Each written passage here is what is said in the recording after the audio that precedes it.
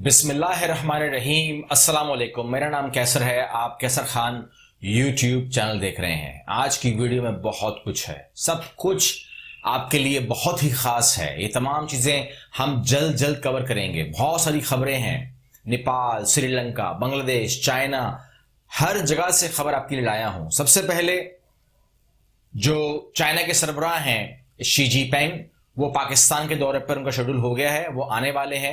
ये दौरा बहुत खास है। हम मेरे लिए कोई सरप्राइज नहीं है इसके अंदर जो पैकेजेस हैं, जो मामलात हैं, जो बातें हैं। लेकिन चूंकि वैसे भी आप लोग जानते हैं कि जब कोई दौरा ऐसा होता है तो उसके अंदर जो मामला होते हैं वो पहले ही तय हो जाते हैं। तो ये दौरे के अंदर सिर्फ साइनिंग होते हैं, तो वो साइनिंग करने आ रहे हैं। लेकिन उनका जो शेड्यूल दौरा है उसमें जो मामला होंगे वो बहुत ही इंटरेस्टिंग होंगे और पाकिस्तान के लिए खुशियों की ही बातें लेकर आएंगे। इसके अलावा जो आज चल रहा है वो ये है कि नए प्रेसिडेंट ऑफ यूएनओ पहले ही पाकिस्तान में मौजूद हैं और उनको पाकिस्तान में आने का जो मकसद है, आप जानते हैं कि पाकिस्तान ने एक पूरा का पूरा बंडल, एक पूरा का पूरा धत्ता जो है वो उनके हवाले कर दिया है विद ऑल प्रूफ्स के जो इंडियन ऑक्यूपाइड कश्मीर है वहां पे क्या हो रहा है वो सारे के सारे प्रूफ। चूंकि अभी भी उन्होंने ज्वाइन किया है और उन्होंने पाकिस्तान का दौरा किया क्योंकि पाकिस्तान का जो माइंड है उनको पता था गर्म हो रहा है, तो लिहाजा पहले पाकिस्तान का दौरा किया जाए क्योंकि वो जो सेशन आने वाला है उसके अंदर उनको हमें कुछ कूल डाउन करना है। इसके अलावा जो श्रीलंका के नए सरबराह हैं और जो बांग्लादेश के सरबराह हैं उनका दौरा शेड्यूल हो गया है, वो भी पाकिस्तान आने वाले हैं। और एक गुड न्यूज आपको ये दे रहा हूं कि जो नेपाल है उनका जो कनेक्शन है विद पाकिस्तान वो सीपैक के साथ जुड़ जाएगा और हमारा उनसे रिश्ता जो है वो वाया पाकिस्तान वो चाइना के साथ सीपैक उनका हम जोड़ देंगे।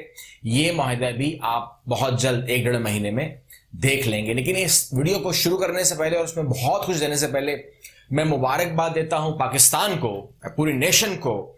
ये हमारे इल्म में आया कि 10 तारीख से पूरा पाकिस्तान खोल दिया है और आप लोगों ने उस वबा को शिकस्त दी है। पाकिस्तान उन बहुत ही कम मुल्कों में से है जिसने इस वबा को शिकस्त दी है। अब आगे अगला पॉइंट मैं से बात करने जा रहा हूं वो है मेरा जो तनाज़ा चला चीन का, और जिस अंदाज से चला चीन और भारत का तनाज़ा, उसके अंदर जो हैंडलिंग हुई है अजीत डोवल की और बिपिन रावत की वो शदीद कंट्रोवर्शियल हो गई है। और जो मोदी हैं वो शदीद नाराज हैं क्योंकि वजह ये हुई कि वहां पर जो हो रहा था अगर वही रिपोर्ट कर देते तो मोदी कहता कि मैं कम से कम इसको हैंडल कर लेता, मतलब मैं कोई उसके उसके अकॉर्डिंग उसके एक्शन लेता।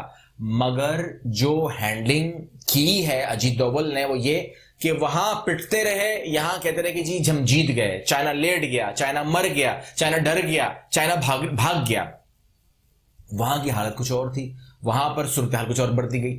और उसके बाद जो है चूंकि अब मोदी को जो रिस्पांस मिल रहा था वो जैसे मोदी मीडिया कह रहा हूं, मोदी मीडिया जो करता है वैसे वो मोदी मीडिया ही है, वो उस तरीके से रिपोर्टिंग करता रहा कि जी सब अच्छा है, सब अच्छा है, सब अच्छा है।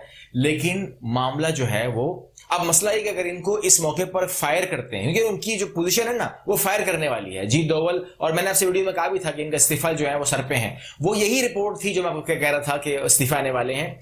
लेकिन अब मसला ये कि अगर इनको इस्तीफा करवा देते हैं अजीत डोवल को और बिपिन रावत को तो ये एडमिशन होगा, ये कबूलियत होगी कि हाँ उन्होंने वहां पर जो है ब्लंडर मारा है, गलतियां उनसे हुई हैं, इसीलिए बड़े बड़े इस्तीफे आ गए। तो अब बड़े इस्तीफे के लिए भी मना कर रही है जो उनकी अपनी इस्टेब्लिशमेंट है, यार इनको अगर इस्तीफा करवा दोगे तो ये भी तो शिकस्त का ऐलान ही होगा ना। भारतीय आवाम को क्या बताया जा रहा है? भारतीय आवाम को बताया जा रहा है कि चीन वापस जा चुका है, यानी कि ये रिपोर्ट तीर के जरिए दी जा रही है कि चीन जो है वो भारत से जा चुका है, उसने लद्दाख खाली कर दिया है, एवरीथिंग इज कंट्रोल नाउ, सारी फिंगर्स हमारे पास हैं। 1 2 3 4 5 राउंड्स हो रहे हैं आप लोगों के, मुसलसल राउंड्स हो रहे हैं।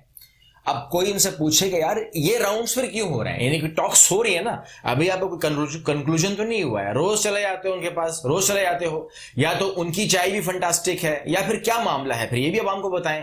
या मैं आवाम से कहूंगा कि वो आवाम से पूछे कि भाई फिर ये इसमें राज क्या है।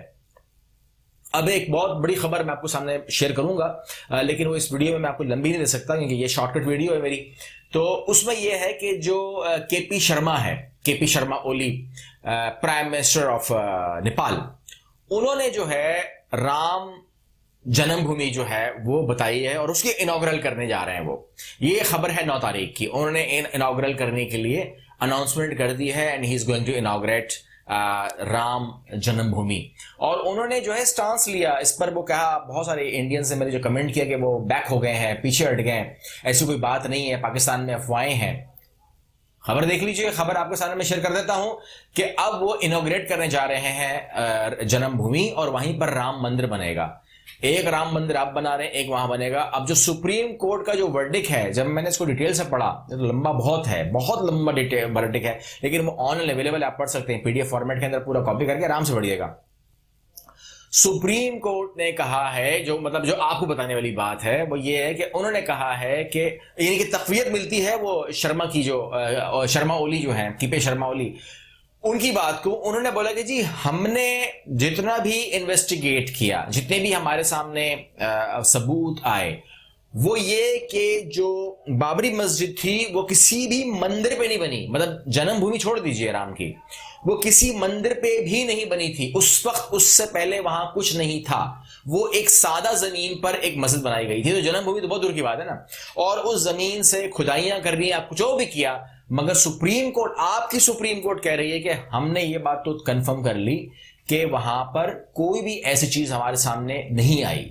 आखिरी में कुछ रिपोर्ट्स आपसे जिक्र कर दूं कि भारत तो अभी रियलाइज हो गया है कि जो चीन की और अमेरिका की जो अनबन है, ये दो सांडों की लड़ाई है, और उस सांडों की लड़ाई में हम क्यों पिसें। मेरे हिसाब से आप पिस नहीं रहे, मेरे हिसाब से आप मसले जा रहे हैं।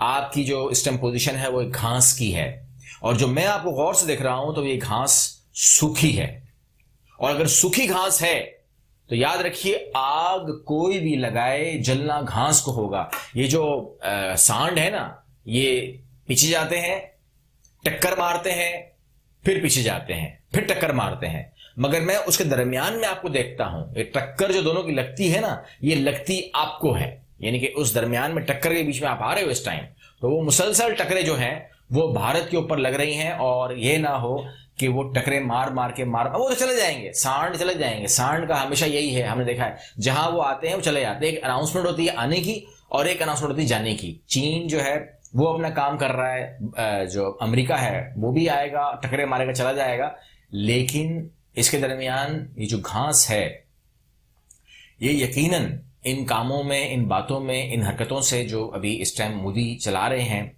जल जाएगी। और अगर ये घास जल जाती है तो नुकसान अगेन लोगों का होगा। तो उम्मीद करते हैं कि आपको इस वीडियो से नॉलेज मिली होगी, फायदा हुआ होगा।